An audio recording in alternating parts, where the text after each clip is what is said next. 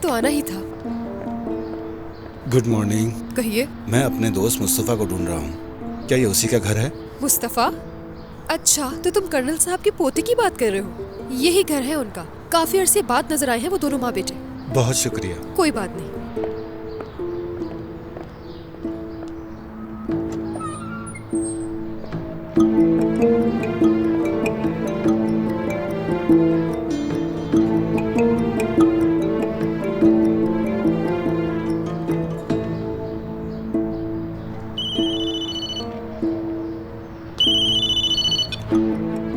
Hello Sanju, क्या कुछ पता चला उसके बारे में? उमर नहीं, अभी मैं उसी के बारे में मालूम कर रहा हूँ। मालूम होते ही तुम्हें बता दूंगा। ठीक है, तुमसे बाद में बात करता हूँ। क्या हुआ? क्या वो किसी को ढूंढ रहा है? नहीं, लेकिन तुम्हें इस मामले में उदास होने की बिल्कुल भी जरूरत नहीं है, समझ गई?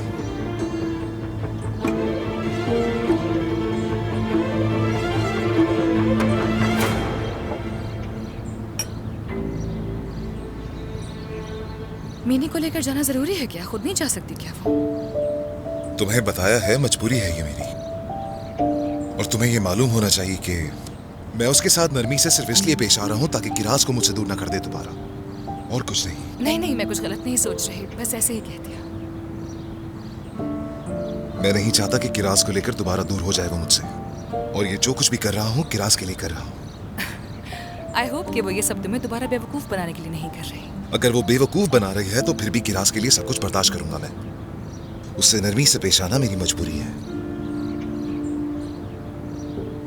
मैं इस मसले को हल कर लूंगा, तुम्हें बिला वजह परेशान होने की जरूरत नहीं है। मुझे एक बात बताओ, तुमने उसे इतना बड़ा घर दिया तो है, बल्कि अच्छा खासा बड़ा घर है, तो फिर वहां जाकर क्यों नहीं रहती है वो? हाँ, घर खरीद के दिया तो है, लेकिन ये सब आर्जी है। जब जरूरत पूरी हो जाएगी तो उस घर को सरमायाकारी के लिए इस्तेमाल कर लेंगे। जब तक वो रहना चाहती है रह सकती है, और कुछ नहीं। राइट। उसे मालूम था कि उमर नया घर खरीद देगा, इसलिए। तुर्कान मेरी जान, तुम्हें गुस्सा होने की बिल्कुल जरूरत नहीं है। तुम जानती हो कि ये जो कुछ भी कर रहा हूँ सिर्फ किराज के लिए कर रहा हूँ। ठीक है, लेकिन इतने बड़े घर की जरूरत नहीं है। छोटा घर उनके लिए काफी होगा, और आखिरकार तो किराज को हमारे पास ही रहना है।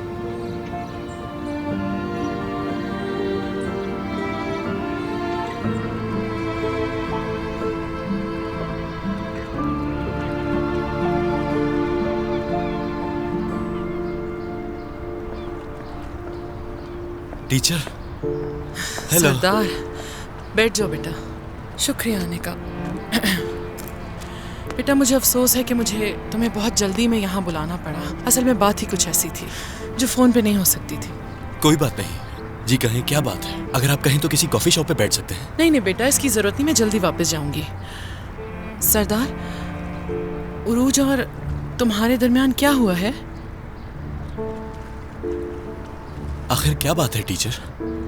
अच्छा, मुझसे तो मत छुपाओ तुम।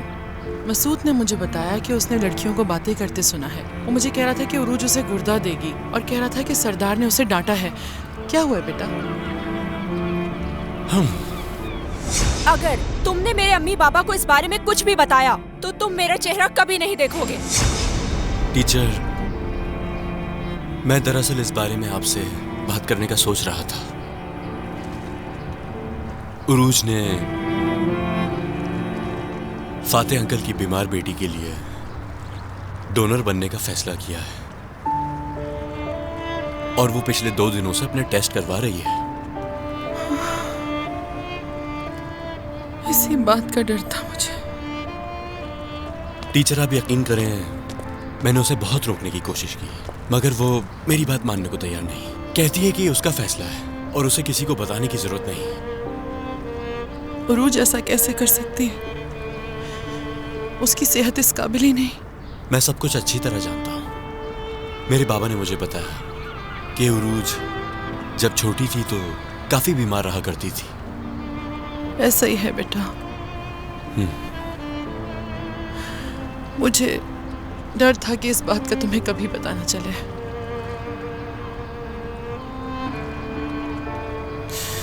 लेकिन अब मैं तुम पे भरोसा कर सकती हूँ। जीते रहो। लेकिन उरूज हमसे छुपकर ऐसा फैसला कैसे कर सकती है? पता है उस दिन जब वो दोनों बात कर रहे थे तो मुझे लग रहा था कि कुछ गड़बड़ है। मुझसे जो हो सकता था मैंने किया। यहाँ तक कि मैंने जाकर फाते अंकल से भी बात की। मैंने कहा ऐसा नहीं करें, लेकिन शायद मैं इतना मजबूत नहीं था कि उन्हें रोक सकता। ठीक है सरदार, तुमने अपनी पूरी कोशिश की बेटा। मैं जानती हूँ उसे कैसे रोकना है। काश मैं कुछ कर सकता। फिर भी मेरे लायक कोई काम है तो मुझे जरूर बताओ। तुम वादा करो ये बात किसी को नहीं बताओगे? बिल्कुल।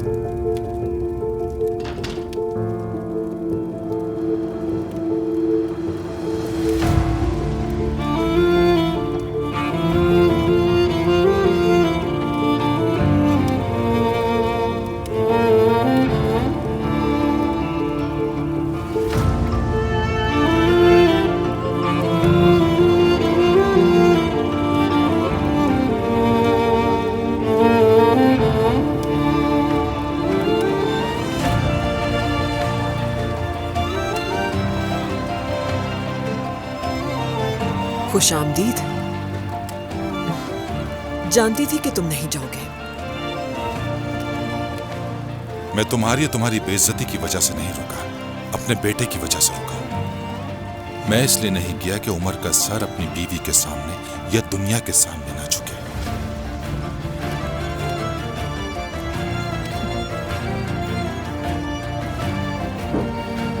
आयला,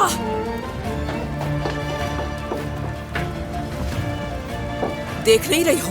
सर्व करो खाना। ऐसा करो, पहले उमर को बुलाओ ताकि वो भी साथ खा ले।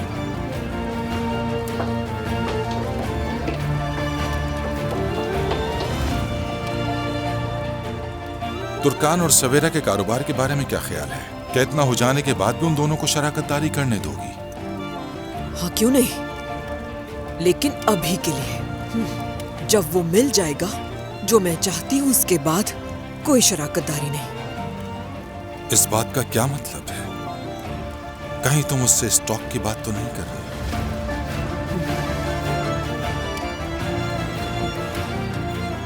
अफसोस की बात है, सच में बहुत अफसोस की बात है। उमर ये समझता है कि अम्मी को अगर ये पता चला तो वो तबाह बर्बाद हो जाएगी, जबकि ऐसा नहीं है। बल्कि तुम तो मेरे बेटे को मेरे खिलाफ करके बहुत खुश हो रही होगी।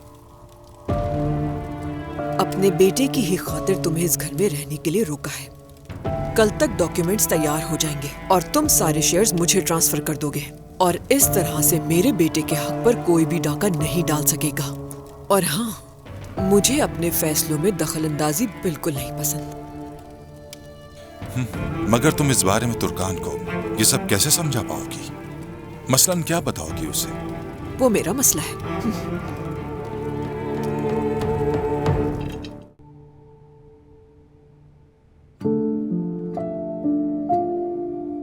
बचपन में खुद पर बहुत गुस्सा आता था मुझे। अम्मी की हिफाजत नहीं कर सकता था, उनके आंसू नहीं पहुंच सकता था मैं। और जब मैं बड़ा हुआ तो बचपन में जिन चीजों से गुजरा था उनको कभी नहीं भुला पाया मैं। शायद इसी वजह से तुम मम्मी के लिए इतना प्रोटेक्टिव हो। मुझे भी ऐसा ही लगता है। इसलिए मैं नहीं चाहता कि अम्मी को मेरे भाई वाले मामले के बारे में पता चले। उन्हें बहुत तकलीफ पहुंचेगी। बाबा के साथ रिश्ता खत्म कर देंगी शायद।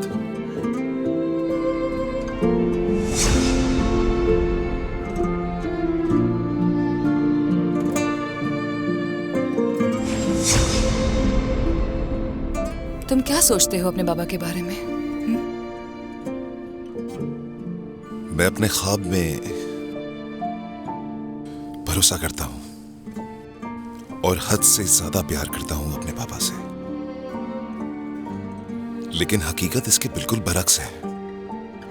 और ये मुस्तफा के आने से पहले भी था। लेकिन हाँ, उसके आने के बाद हालात और बदतरीन हो गए हैं। क्योंकि चाहे जितनी भी कोशिश कर लूं, इस हकीकत को नहीं छुपा सकता हूं मैं। ये वो हकीकत है जिसने एक दिन खुल के सामने आना ही है। और मुस्तफा, अगर उससे ऐसे ना मिलती तो फिर? अगर बाबा पहले ही सच्चाई बता देते तो फिर तुम्हारा मुस्तफा के बारे में क्या ख्याल होता? उसे देखकर गुस्सा आया पापा पर। लेकिन हाँ, मुस्तफा के साथ मेरी शुरुआत इतनी बुरी नहीं हुई थी, जानती हो तुम।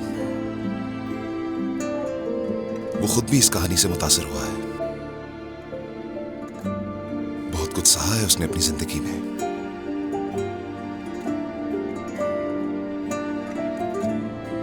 बिल्कुल मेरी तरह।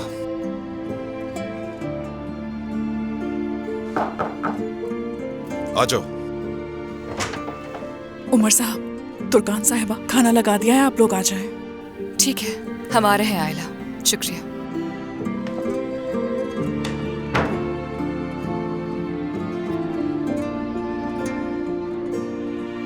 चलो।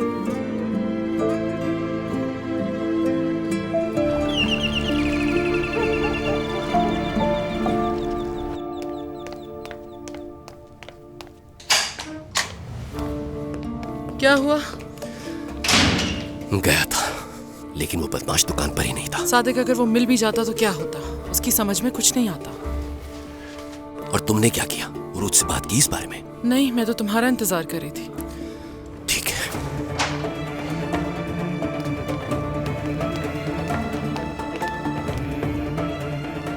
एक मैसेज तक नहीं आया उसका। यही लिख देता कि माफ कर दो मुझे। हो सकता है उसे ना लगता हो कि उसे माफी मांगनी चाहिए। उस वक्त तो समझाने के लिए बहुत भाग रहा था मेरे पीछे। उसे बिल्कुल भी फिक्र नहीं है। हाँ। खुशामदीद बाबा। खुशामदीद बाबा। बहुत शुक्रिया मेरी जान। देखे, हमने अम्मी के साथ मिलकर खाना बनाया है। अच्छा किया तुम लोगों ने। उरूज बेटी, क्या तुमसे कुछ बात कर सकते हैं? चलो तुम्हारे कमरे में चलते हैं।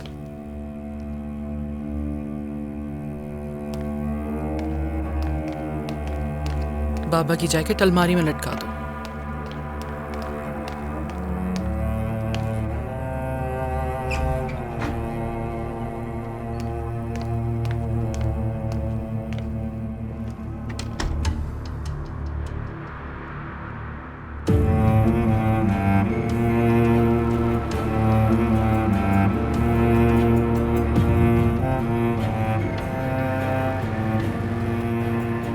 बेटी, अभी कुछ देर पहले ही हमें पता चला है कि तुम अपने चचा फाते की बेटी के लिए डोनर बनना चाहती हो। सरदार ने बताया है ना आपको? ये अहम नहीं है कि किसने हमें बताया, सरदार हो या कोई और। हम ये जानना चाहते हैं कि तुम हमें बताए बगैर ऐसा क्यों कर रही थी। अगर मैं आपको बताती तो आप मुझे इजाजत देते? क्या मैं इतनी बड़ी भी नहीं हूँ कि अपने फैसले खुद कर सकूं? उरूज, क्या हो गया है तुम्हें? हाँ, क्यों परेशान कर रही हो हमें? बेटी, चाहे तुम कितनी ही बड़ी क्यों ना हो जाओ, तुम्हारी सेहत और तुम्हारे फैसलों की जिम्मेदारी सब हम पर है, याद रखो। इतना बड़ा फैसला अकेले नहीं कर सकती तुम। ठीक है, मगर मैं कुछ गलत नहीं कर रही हूँ। और आप लोग एक साथ मिलकर इस मामले में मेरी मुखालिफत क्यों कर रहे हैं? देखो बेटा, चचा फाते पहले ही जिंदगी में बहुत बड़ी गलतियां कर चुका है। कम से कम तुम तो इतना बड़ा फैसला लेने से पहले हमसे एक बार पूछ लेती। ये तुम्हारी सेहत का मामला और तुम हम ही से छुपा रही हो। रूज, माँ बाप है हम तुम्हारे, क्या हो गया है तुम्हें? ये फाते अंकल थे जिन्होंने गलतियां की, उनकी बीमार बेटी ने नहीं। क्या हो गया है आप लोगों को? आप लोग ऐसे तो नहीं थे। बाबा जान, जब भी आपको सड़क पर कोई बीमार जानवर नजर आता था तो आप फौरन उसे उठा लेते थे, उसे खाना खिलाते थे और उसका ख्याल रखते थे। और अम्मी, आप स्कूल के बच्चों को बिल्कुल अपने बच्चों जैसा समझती थी। आपने उन बच्चों में से किसी को भी अपनी शफकत और मोहब्बत से महरूम नहीं किया। तो फिर आखिर क्या हुआ आपको? इतना सब होने के बावजूद भी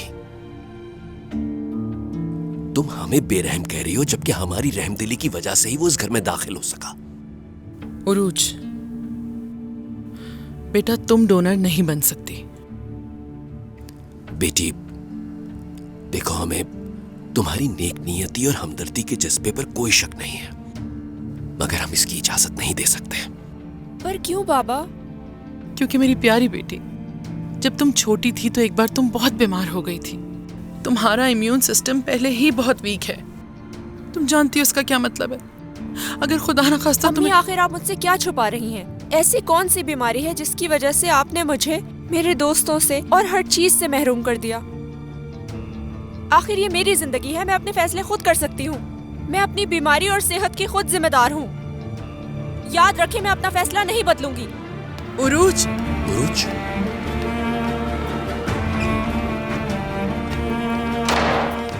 क्या हुआ उरूज? मैं आज के बाद सरदार का चेहरा कभी नहीं देखूंगी। मेरे मना करने के बावजूद उसने सबको सब कुछ बता दिया, तो अब उसे तैयार रहना चाहिए।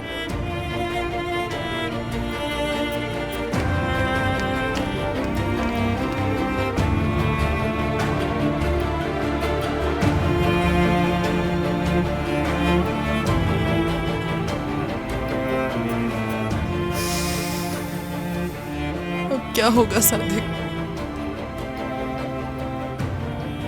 मैं भी नहीं जानता नसरीन। अगर वो हॉस्पिटल चली गई और अपनी पिछली मेडिकल फाइल्स निकलवा ली उसने, तो अपनी माँ का नाम देख लेगी। तो कैसे फेस करेंगे हम उसको? क्या बताएंगे कौन थी उसकी माँ? कैसे कंट्रोल करेंगे हर चीज को?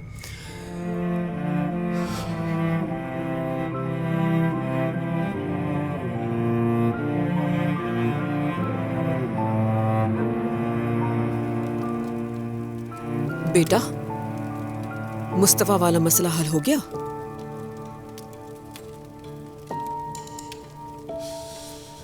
सल्जुक को मैंने काम पर लगा दिया है, वो वही करेगा जो जरूरी है। वो कौन सी चीज है उमर? और तुम क्या करोगे? आपको आखिर इतनी फिक्र क्यों हो रही है? वो महज आपका एक मुलाजिम था, तो उसकी जाती जिंदगी में इतनी दिलचस्पी कैसे हो गई आपको? उमर, ये सब बातें करने का कोई फायदा नहीं है। ये मामला खत्म हो गया, बात को क्यों बढ़ा रहे हो? मेरे लिए अभी तक ये बंद नहीं हुआ। उमर, मैंने तुमसे क्या कहा था? जब तक हमारे दरमियान आस्तीन के सांप जैसे लोग मौजूद हैं, तब तक हम इन मसाइल से नहीं निकल सकते। ये क्या फजूल बातें कर रही हो? किस आस्तीन के सांप की बात कर रही हो तुम? क्या तुम इतने भोले हो ज़ैर कि तुम्हें नजर नहीं आ रहा कि हम माँ बेटे इस वक्त किस मुश्किल से दो चार हैं? रोशन, ये तुम्हारा बेटा है और तुम उसकी माँ हो, तो फिर क्यों इसे आग में धकेल रही हो? खुदा के लिए लड़ क्यों रहे हैं आप लोग? यानी उज़ैर बाबा ठीक ही तो कह रहे हैं। उमर, तुम्हें अब भी गुस्सा है, ये बात जानती हूँ मैं, मगर इस बात पर बहस करके और तकलीफ होगी तुम्हें। खामखा खाने की मेज पर बैठकर बहस करने से हमारा सुकून खराब होगा। खुदा के लिए ऐसी बातें करके अपना मूड मत खराब करो। उमर प्लीज। पता है बाबा को हमेशा से बेटे की ख्वाहिश थी, खास तौर पर 3 बेटियों के बाद, लेकिन कभी उन्होंने इस बात को जाहिर नहीं किया। हमेशा इस ख्वाहिश को अपने अंदर रखा, मैं जानती हूँ। मगर जब से तुम उनकी जिंदगी में आए हो, उनकी बेटे की ख्वाहिश पूरी हो गई है। क्या कहने हैं, एक को मिल नहीं सका और दूसरे को कदर नहीं है। कभी कभार हमें एहसास ही नहीं होता, जो हमारे पास होता है उसकी कदर नहीं करते।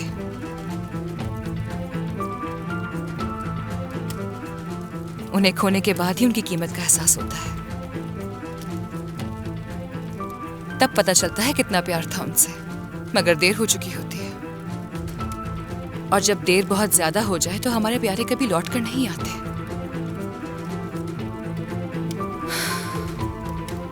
इसीलिए बाज़ औक़ात आपको रुककर सही वक्त पर फैसला ले लेना चाहिए।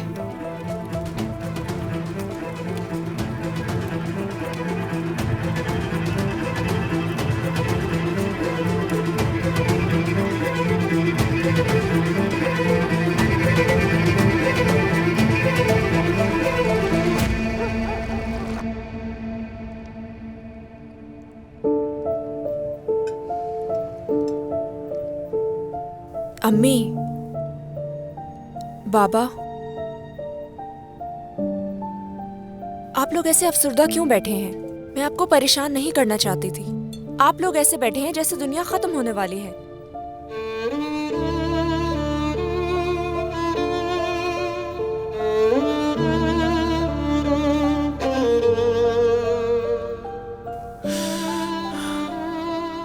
मैं इतनी खुशी खुशी घर आती हूँ और यहाँ से उदास होकर लौटती हूँ।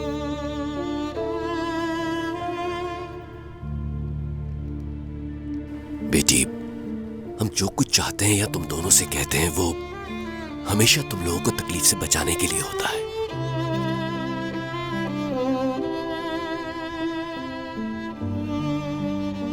वालिदैन कभी भी अपने बच्चों को तकलीफ में नहीं देखना चाहते। बाबा, हम जानते हैं, लेकिन आप हमें थोड़ा बड़ा होने दें। अगर आप हमेशा हमारा हाथ थामे रहेंगे तो मुस्तकबिल में जब हम अकेले होंगे तो क्या होगा? ऐसे तो हम हमेशा गिरते रहेंगे जब कोई हाथ थामने वाला नहीं होगा।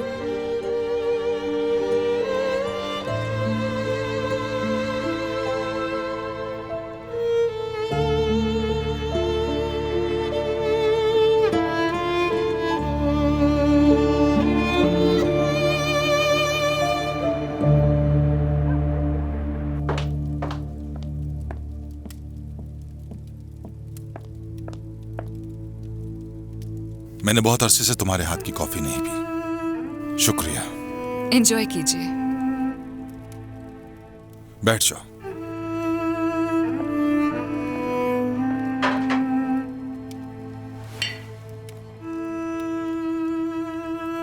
तुर्कान, मैंने आज तुम्हें काफी बातें सुनाई। मुझे बहुत अफसोस है। नहीं, ऐसा बिल्कुल नहीं है। जो चीजें अभी हुई हैं उससे सभी को तकलीफ पहुंची है। सबके गुस्से की वजूहात अपनी जगह जायज है। हाँ बिल्कुल, लेकिन उमर पर कोई गुस्सा नहीं है मुझे। मैं जब उसकी उम्र में था तो मैं भी ऐसे ही जोशीला था। उससे मैं हर चीज तोड़ दिया करता था। लेकिन इसकी वजह से आपको बाद में काफी कुछ भुगतना पड़ता है और इसी वजह से काफी सारे लोगों का दिल टूट जाता है। देखा जाए तो इन सब चीजों का जिम्मेदार मैं खुद हूं। औलाद चाहे जितनी भी बड़ी हो जाए आपके लिए बच्चा ही रहती है। बस उसे समझने की जरूरत है। उमर के आपसे नाराज होने की वजह साफ जाहिर है। अपनी अम्मी को बचाने की कोशिश कर रहा है वो। काश उमर को यह एहसास हो जाए कि उसे उसकी मां की जरूरत नहीं है। वो अपना रास्ता खुद तलाश करे।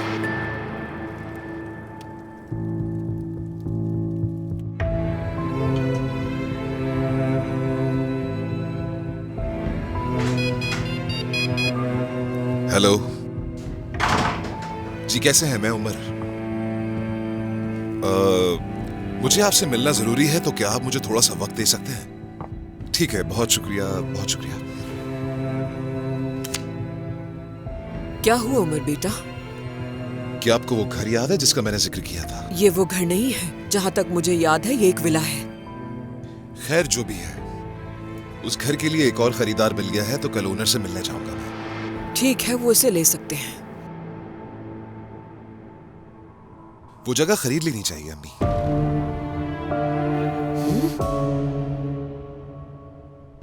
यहाँ से करीब है। क्या होश तो नहीं खो दिया तुमने? इतने ऐशो इशरत की क्या जरूरत है? मीने क्या करेगी उस घर का? मेरे लिए अहम मीने नहीं है, किराज है। अगर वो यहाँ नजदीक में होगी तो मैं जब चाहूँ उससे मिल सकता हूँ। इस बारे में भी सोचे ना जरा। बेटा, हम लोग किराज के लिए कोई और मुनासिब घर देख लेंगे। तुम्हें उसके लिए घर खरीदने की कोई जरूरत नहीं। हम किराए पे भी तो ले सकते हैं बेटा। मैं मीने को तकलीफ नहीं देना चाहता।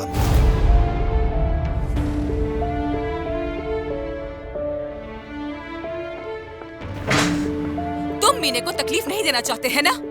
तो फिर जाकर मीने के लिए पूरा शहर खरीद लो ना, क्योंकि वो घर तो बहुत छोटा है। छुप के हमारी बातें सुन रही हो? नहीं, मैं उमर के पास ही आ रही थी। मेरी जान, मीने वो औरत है जिससे जिंदगी भर राब्ता रखने की जरूरत है मुझे। और इस तरह मैं किरास के भी करीब रह सकता हूँ। वजह बस यही है। हाँ, मैं मीने को नाराज नहीं कर सकता, क्योंकि अगर मैं ऐसा करूंगा तो वो मेरी बेटी को मुझसे दूर कर देगी। तो मीने से इतना डर लगता है तुम्हें? नहीं, मुझे सिर्फ डर इस बात का है कि मेरी बेटी को मुझसे दूर ना कर दे वो। और मीने मेरी जिंदगी में मजीद परेशानियां पैदा करे, ऐसा हरगिज भी नहीं चाहता हूं मैं। एक बार फिर वही हो रहा है कि मीने जो कुछ भी कहती है वही करता है उमर। अभी तक कुछ सीखा नहीं तुमने।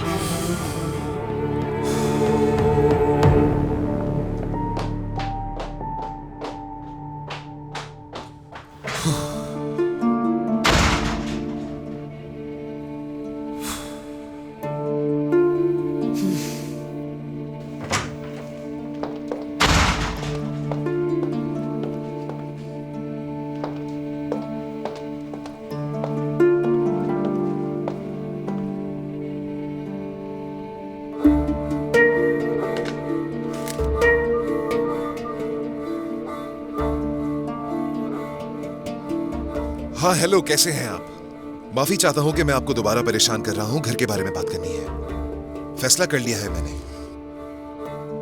खरीद रहा हूं मैं। ये तो अच्छी बात है उमर साहब, घर बहुत अच्छा है। आपने दुरुस्त फैसला किया। अगर आप चाहें तो कल मीटिंग कर लेते हैं, मेरा असिस्टेंट आपको कॉल कर देगा। ठीक है, फिर मिलकर तफसील से बात करते हैं। बहुत शुक्रिया।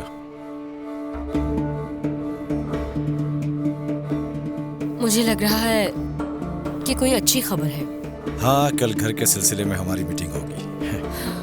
बहुत शुक्रिया आपका।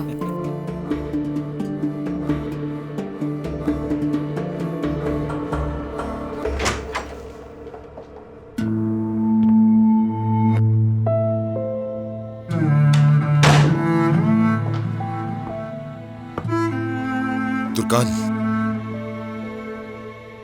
ये सब कुछ मैं किरास के लिए कर रहा हूँ, ये तुम अच्छी तरह जानती हो, तो फिर ये रवैया क्यों इख्तियार किया है? और वो घर एक दिन मेरी बेटी का हो जाएगा। किरास अभी बच्ची है, उसे इस दुनिया का सबसे बड़ा घर दो, हर खुशी दो, मुझे इससे कोई फर्क नहीं पड़ता उमर। मुझे मसला सिर्फ मीने से है कि वो तुम्हें इस्तेमाल कर रही है दोबारा से। क्या इस बात का कोई एहसास भी है तुम्हें? तुर्कान, मुझे इस बात से हरगिज फर्क नहीं पड़ता कि वो मुझे इस्तेमाल कर रही है। मैं बस चाहता हूँ कि मेरी बेटी सुकून से उस घर में बड़ी हो। देखो, अगर मीने का ख्याल रखा जाएगा तो मेरी बेटी की देखभाल अच्छी करेगी, उसकी परवरिश भी अच्छी करेगी। और मीने की हरकतों से अच्छी तरह वाकिफ हूँ, बेवकूफ नहीं हूँ। फिक्र मत करो इस बारे में।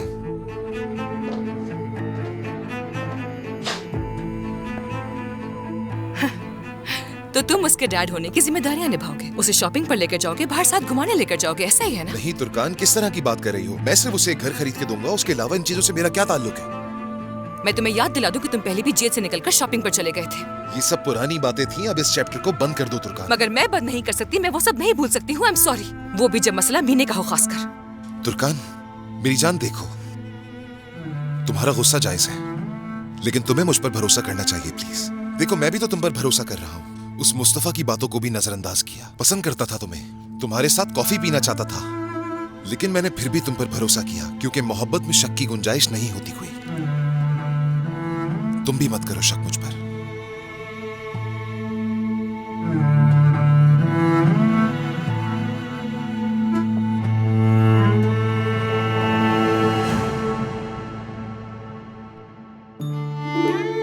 ये कहा जाता है कि जवानी के दिनों में इनके और इनके प्यारों के दरमियान पुल बनाए गए थे। जैसा कि गाने में है, पहले साल ये जाने बगैर गुजर जाते हैं कि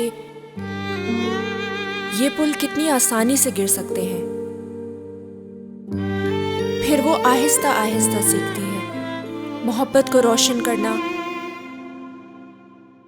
इतना ही आसान है जितना कि माचिस को रोशन करना। तामीर करने के बजाय कबूल करने से तबाह करना बहुत आसान है। ये समझना इतना मुश्किल क्यों है?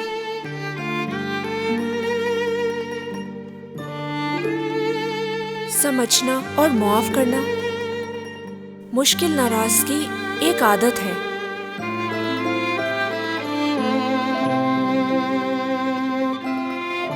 जो हर किसी नौजवान में होती है।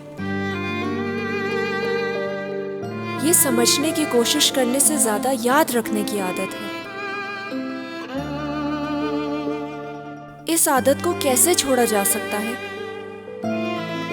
अगर दिलों में बिल्कुल मोहब्बत ही ना हो